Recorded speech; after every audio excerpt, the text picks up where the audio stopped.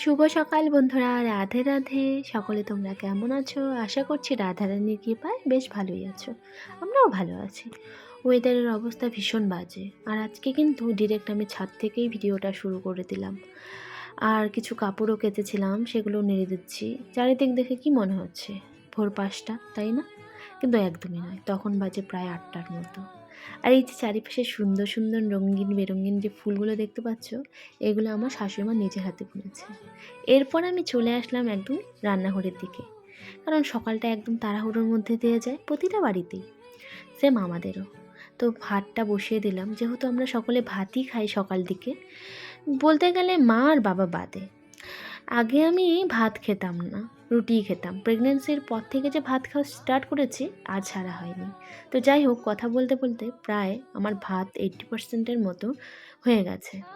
এরপর আমি কিন্তু বাঁধাকপির ঘন্টটাকে বসিয়েও দিলাম।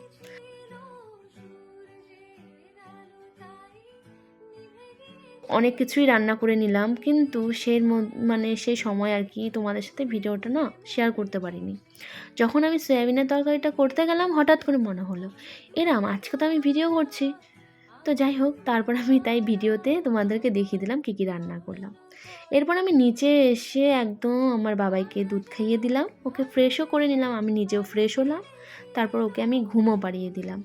তো সকালটা আমার এইভাবেই কাটলো। তোমাদের কেমন করে কাটলো অবশ্যই কমেন্টে জানিও। তো দেখা হচ্ছে নতুন ব্লগে।